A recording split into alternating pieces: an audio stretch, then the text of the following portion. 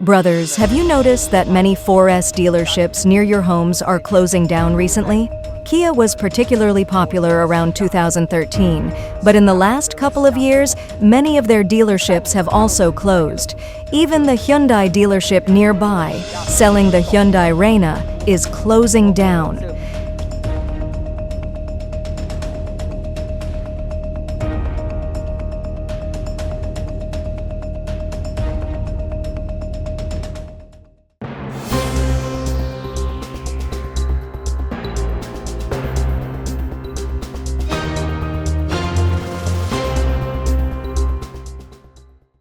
Brothers, have you noticed that many 4S dealerships near your homes are closing down recently? Chevrolet 4S stores, which used to sell well, are now shutting down in large numbers, including Kia 4S stores. Kia was particularly popular around 2013, but in the last couple of years, many of their dealerships have also closed. Even the Hyundai dealership nearby, selling the Hyundai Reina, is closing down. Hyundai and Kia, both South Korean brands, are becoming increasingly rare, with at most one dealership left in a city. I suspect in a few years, these brands might completely exit the Chinese market. This includes brands like Chrysler, Jeep, and Infiniti 4S stores. In our vicinity, several 4S stores, including Land Rover and the imported Volkswagen dealerships, have closed down. The imported Volkswagen store near us has also shut its doors. Therefore, many 4S stores are not doing well and are facing closure. The precipitous decline in automotive prices has unsettled the industry, spawning a particularly acute crisis within the used car sector. This downturn is not a standalone event, but rather symptomatic of a broader malaise gripping various sectors across the nation's economic landscape. According to the employee, this 4S dealership in Wuhan that has operated for more than 10 years is now closed and deserted. A significant contributor to this distress is the pervasive drop in consumer demand, manifesting as a consequential hindrance to reviving market vitality. This reluctance to spend, coupled with a decrease in household affluence, has precipitated a contraction in sales volumes, exacerbating the industry's woes. The automotive market, a critical economic index, finds itself in a catch-22. As sellers lower prices to spur sales, the value proposition of both new and used vehicles is undermined, eroding profitability and confidence in future sustainability. The sales department of the Xi'an 4S store has suffered serious losses and has been closed down. After-sales service is retained. This predicament extends beyond the realm of automobile commerce into other commercial avenues, such as apparel and other consumer goods. Small businesses, especially those in county towns and regional districts, recount similar patterns of hardship. Retail merchants in sectors such as clothing have reported a stark reduction in foot traffic, with anecdotal evidence pointing to consumers forgoing new purchases for extended periods, indicative of broad-based financial strain. We see witness to a climate of frugality where customers defer non-essential spending, often citing economic uncertainty as the deterrent. The once bustling Audi showroom stands in the Nanjing area deserted, its brand logos stripped away, revealing the harsh realities of the automotive industry's current winter. Just a month ago, this standard Audi showroom, a substantial investment worth millions, was still trying to attract the sparse few customers. China's surging steel exports and falling prices signal industry crisis amidst global trade tensions. The situation in the steel industry is more stark. The country's steel export figures for the first 11 months of 2023 reached an astonishing 82.66 million metric tons, which represents a 35.6% increase from the previous year. China's exports of finished steel in November alone surged to 8 million metric tons, an uptick of 43.2% year-on-year. These burgeoning export levels are swiftly approaching historical highs, echoing numbers not seen since 2016, with the forecast for 2023 exports potentially closing in on or surpassing 90 million metric tons. This is set against the backdrop of a 22% rise in steel imports, illustrating a domestic overcapacity issue. Additionally, it is projected that the sustained high production rates, combined with tepid domestic demand, will continue into 2024. Despite the growth in exports, domestic steel companies are facing a grim reality as the overall price of steel products nosedivid by 40%, sending shockwaves through regional prices in Asia. In the wake of stifled downward demand and increased production capacities, profitability has significantly declined. For instance, key steel companies saw a staggering 34.11% decrease in total profit in the first 3 quarters of 2023, with an average profit margin dwindling to merely 1.33%. Mill operators are now confronting a paradox where heightened production is correlative with diminished profit, putting the viability and longevity of many enterprises in jeopardy. Industry insiders speculate that the current trends may lead to the elimination of up to 50% of steel companies due to fierce market competition. The government's subsidy policies, which enable Chinese manufacturers to sell at reduced prices, contribute to the low-price exporting strategy, but also escalate global trade frictions. The imposition of preliminary anti-dumping duties, such as the up to 122.5% levied on tin-plated steel from China, exemplifies the international backlash. This tension is heightened by investigations in various regions, including the EU's anti-subsidy probe into electric vehicles and the perception that governmental subsidies are distorting market operations. The embrace of low pricing strategies to maintain or expand market share is leading to price wars that threaten the profitability and sustainability of Chinese industries, risking damage to their brand value and potentially inviting further international censure. The convergence of aggressive export practices, coupled with the slump in China's economy, underscores a critical juncture where strategic realignment is imperative to avert an entrenched cycle of self-defeating devaluation and mitigate the surge in global trade conflicts. Global trade at odds with China's dumping, tariffs, and investigations amid export price plunge. Global trade partners have been steadily altering their stance in response to China's widespread practice of low-price dumping, evidenced by the significant regulatory and tariff measures instituted by major economies.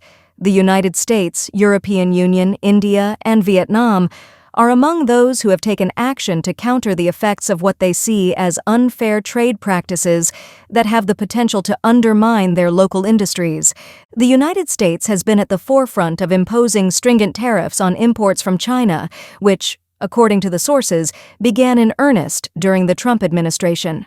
An investigation under Section 301 of the Trade Act of 1974 concluded that China was engaging in unfair trade practices, such as intellectual property theft and forcing technology transfers, leading to punitive tariffs on roughly $370 billion worth of Chinese imports, spanning industrial components, auto parts, chemical products, bicycles, and vacuum cleaners. The Biden administration, while upholding the tariffs set by its predecessor, has furthered restrictions, barring investments into China's burgeoning tech industries covering semiconductors, quantum computing, and artificial intelligence on national security grounds. Echoing the concerns are movements in the European Union, where the European Commission has embarked on an anti-subsidy investigation into Chinese electric vehicles, following observations that Chinese manufacturers have captured an 8% market share in Europe, which could potentially rise to 15% by 2025. The Commission's apprehension circles around the substantial state subsidies that Chinese manufacturers receive, which facilitate overseas expansion at prices that distort market operations. Similarly, India has commenced investigating the dumping of chemicals and furniture fittings from China. As they scrutinize the influx of low-priced goods, there is a concern that such practices may undermine Indian producers and lead to significant trade imbalances. Turning toward Southeast Asia, Vietnam is inquiring whether exports of wind tower components from China are being sold at unfairly low prices, potentially hurting domestic manufacturers. As alluded to by one source, these global responses are shaping the international economic landscape, characterized by mounting trade tensions and reciprocal protective measures. This tug-of-war is illustrative of the struggle to balance the benefits of engaging with China's dynamic economy against the risk it poses to domestic markets.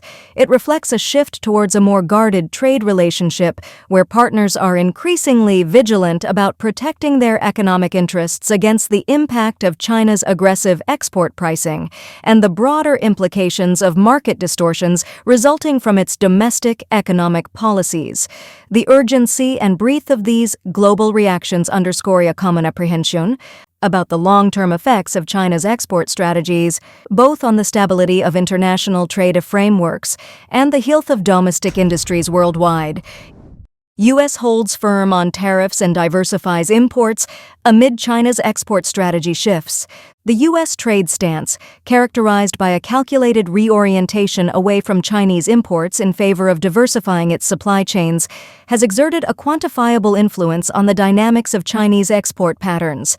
Gaugeable through a shift in U.S. imports from China towards alternate regions, the source from the International Monetary Fund, IMF, alludes to a discernible slowdown in import growth from Chinese exporters, emphatically linked to tariff measures imposed by the U.S. This strategic shift was precipitated by the Section 301 investigation commenced under the Trump administration, a pivotal moment that contoured the landscape of Sino-American trade relations. The investigation's findings, which uncovered alleged intellectual property theft and unfair technology transfer practices, warranted the imposition of punitive tariffs on approximately $370 billion worth of Chinese imports, according to the National Bureau of Economic Research, NBER, source. This extensive array of tariffs spanned a wide berth of goods, including industrial components, auto parts, and consumer products, inevitably constricting the flow of Chinese goods into the U.S. market and compelling businesses to contemplate alternative sources. The transition into the Biden administration did not herald a significant departure from the established U.S. trade stance. Existing tariffs have largely been maintained as per the document sources, with additional restrictions, particularly on the export of high-end chips and shipmaking equipment, justified by national security concerns. This maintenance of the trade status quo continues to endorse a rigorous policy structure that safeguards domestic industries and underpins national security prerogatives. In response to these sustained U.S. trade policies, China has seen a notable redirection in its exports, with trade data released by the Census Bureau indicating a pivot by U.S. buyers from Chinese products towards markets such as Mexico, Europe, and other Asian regions.